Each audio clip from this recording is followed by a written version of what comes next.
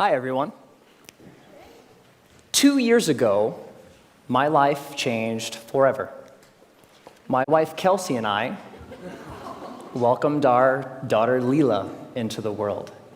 Now, becoming a parent is an amazing, amazing experience. Your whole world changes overnight, and all of your priorities change immediately, so fast that it makes it really difficult to process sometimes. Now, you also have to learn a tremendous amount about being a parent. Like, for example, how to dress your child. This was new to me. This is an actual outfit. I thought this was a good idea. And even Leela knows that it's not a good idea. So there was so much to learn and so much craziness all at once. And to add to the craziness, Kelsey and I both work from home. We're entrepreneurs. We run our own businesses. So Kelsey develops courses online for yoga teachers. I'm an author. And so I'm working from home. Kelsey's working from home. We have an infant, and we're trying to make sure that everything gets done that needs done. And life is really, really, really busy. And a couple weeks into this amazing experience, when the sleep deprivation really kicked in, like around week 8, I had this thought, and it was the same thought that parents across the ages, internationally, everybody has had this thought, which is, I am never going to have free time ever again. And somebody said it's true. Yeah, it's not exactly true, but it feels really, really true in that moment. And this was really disconcerting to me, because one of the things that I enjoy more than anything else is learning new things. Getting curious about something and diving in and fiddling around and learning through trial and error and eventually becoming pretty good at something. And without this free time, I didn't know how I was ever going to do that ever again.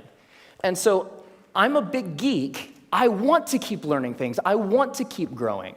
And so what I decided to do was go to the library and go to the bookstore and look at what research says about how we learn and how we learn quickly.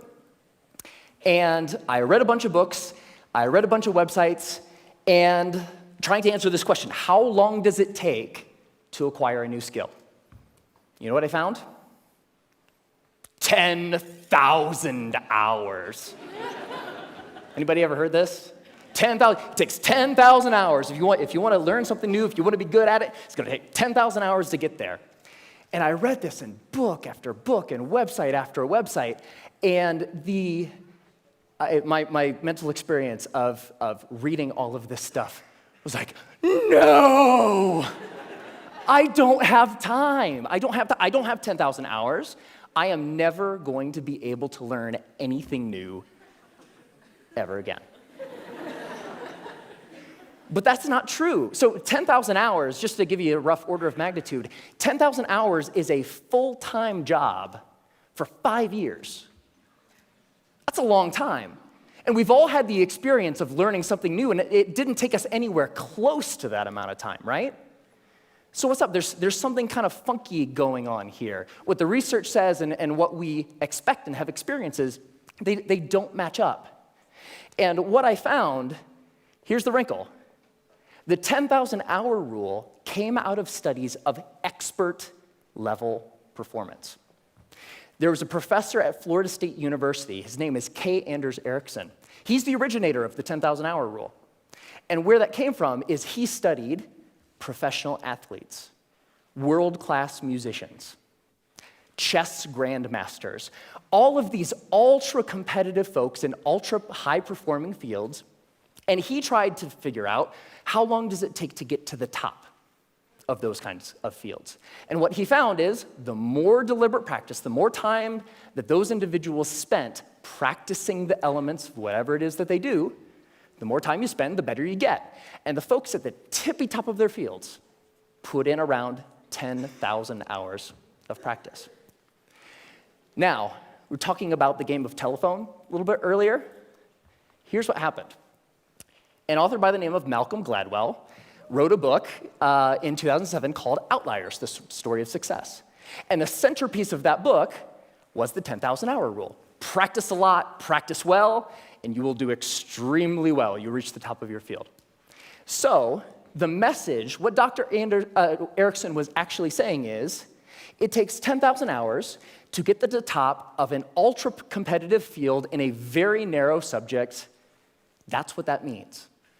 But here's what happened. Ever since Outliers came out, immediately came out, reached the top of the bestseller list, stayed there for 3 solid months.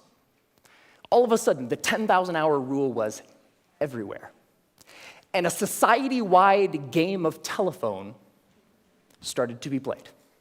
So this message, it takes 10,000 hours to reach the top of an ultra-competitive field, became, it takes 10,000 hours to become an expert at something. Which became, it takes 10,000 hours to become good at something. Which became, it takes 10,000 hours to learn something. But that last statement, it takes 10,000 hours to learn something, it's not true. It's not true. So, what the research actually says, if I spent a lot of time here at the CSU library in the cognitive psychology stacks, because I'm a geek. And when you actually look at the studies of skill acquisition, you see over and over and over a graph like this. Now, researchers, whether they're studying a motor skill, something you do physically, or a mental skill, they like to study things that they can time, because you can quantify that, right? So they'll give research participants a little task, something that requires physical arrangement or something that requires learning a little mental trick, and they'll time how long a participant takes to complete the skill. And here's what this graph says. When you start, so when researchers gave participants a task, it took them a really long time because it was new and they were horrible. With a little bit of practice, they get better and better and better, and that early part of practice is really, really efficient. People get good at things with just a little bit of practice. Now, what's interesting to note is that if, we don't really, for skills that we want to learn for ourselves, we don't care so much about time, right? We just care about how good we are, whatever good happens to mean. So if we relabel performance time to how good you are, the graph flips, and you get this famous and widely known, this is the learning curve. And the story of the learning curve is when you start, you're grossly incompetent and you know it, right? With a little bit of practice, you get really good really quick. So that early level of improvement is really fast. And then at a certain point, you reach a plateau, and the subsequent gains become much harder to get. They take more time to get. Now, my question is, I want that, right? How long does it take from starting something and being grossly incompetent and knowing it to being reasonably good in, hopefully, as short a period of time as possible? So, how long does that take? Here's what my research says. 20 hours. That's it. You can go from knowing nothing about any skill that you can think of. Want to learn a language? Want to learn how to draw? Want to learn how to juggle flaming chainsaws? If you put 20 hours of focused, deliberate practice into that thing, you will be astounded at how good you are. 20 hours is doable. That's about 45 minutes a day for about a month, even skipping a couple days here and there. 20 hours isn't that hard to accumulate. Now, there's a method to doing this, because it's not like you can just start fiddling around for about 20 hours and expect these massive improvements. There's a way to practice intelligently. There's a way to practice efficiently that will make sure that you invest those 20 hours in the most effective way that you possibly can. And here's the method. It applies to anything. The first is to deconstruct the skill. Decide exactly what you want to be able to do when you're done, and then look into the skill and break it down into smaller and smaller pieces.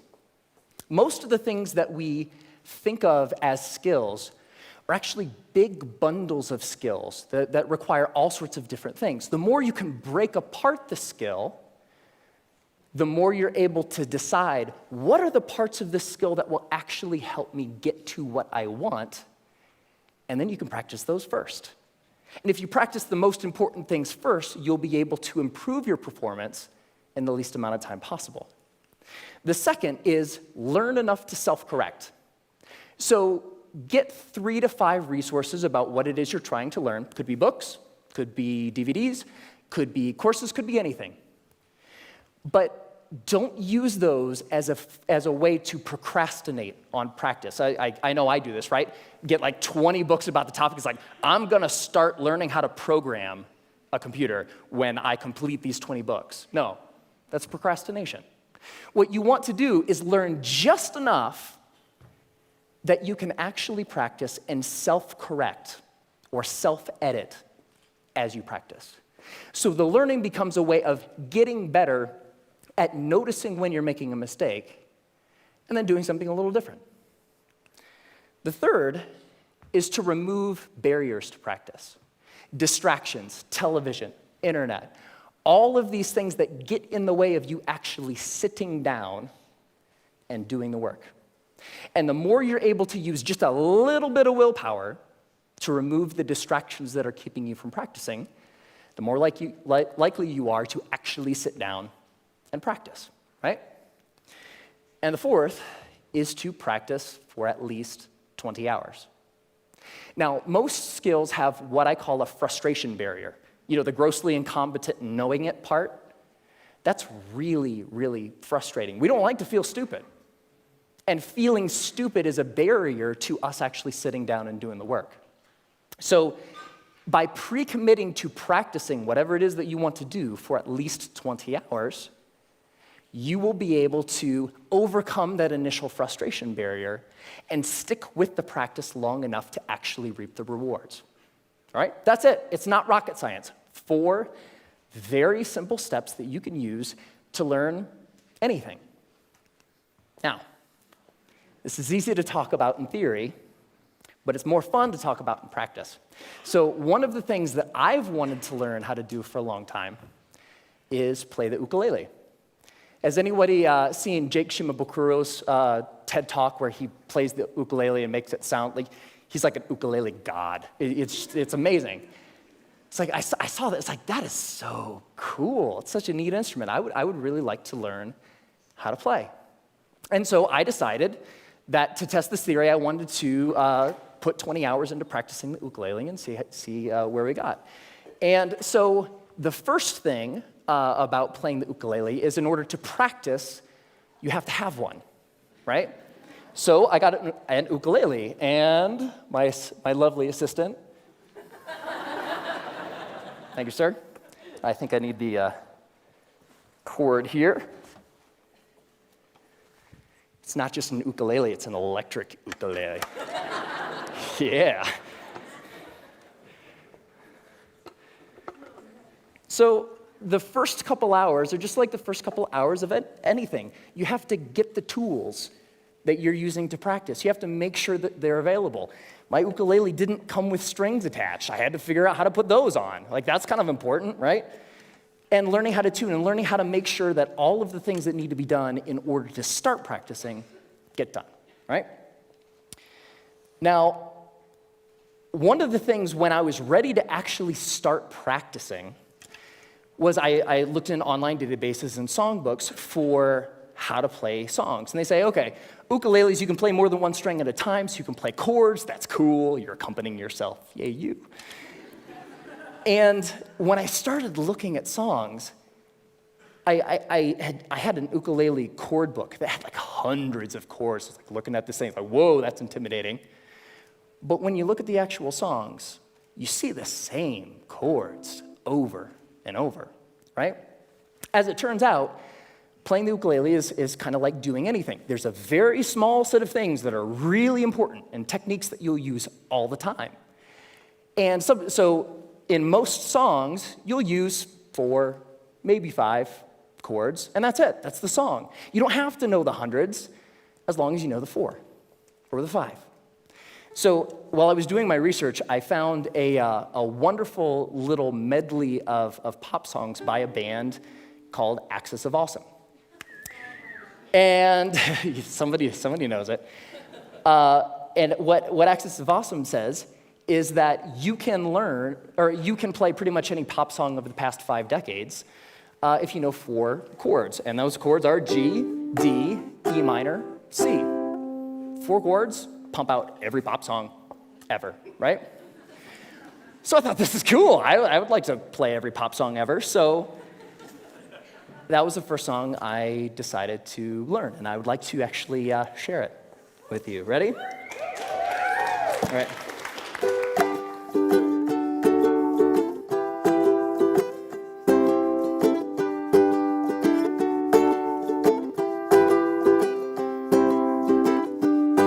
Just a small town girl living in a lonely world. She took the midnight train going anywhere. I heard that you settled down, that you found a girl, that you're married now.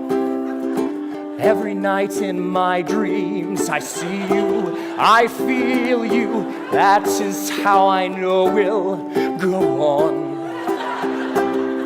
I won't hesitate no more, no more. It cannot wait, I'm yours. 'Cause you are amazing. We did amazing things. If I could, then I would. I'd go wherever you will. And can you feel the love tonight? Can I live with or without you? When I find myself in times of trouble, Mother Mary comes to me. Sometimes I feel like I don't have a partner. No woman, no cry, Mama, this surely is a dream. I come from a land down under. Once a jolly swag man camped by a billabong. Hey, I just met you, and this is crazy. Now here's my number, so call me. Hey, sexy lady, whoop, whoop, whoop, whoop, whoop 'em Gangnam Style. Time to say goodbye. Closing time. Every new beginning comes from some other beginning's end.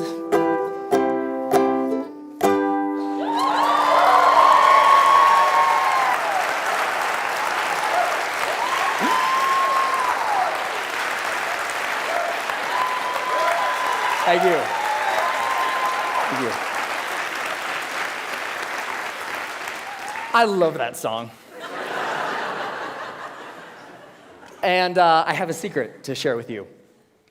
So by playing that song for you, I just hit my 20th hour of practicing the ukulele. Thank you.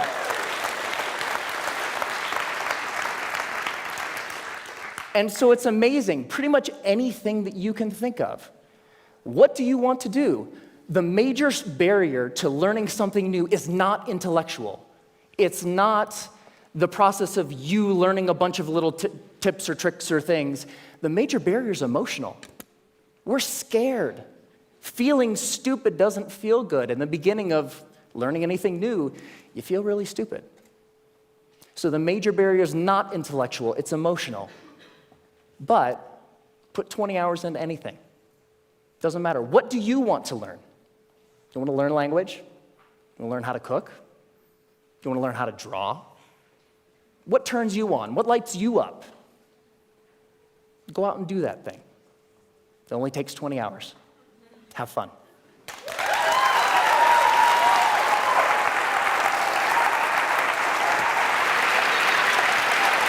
Great job.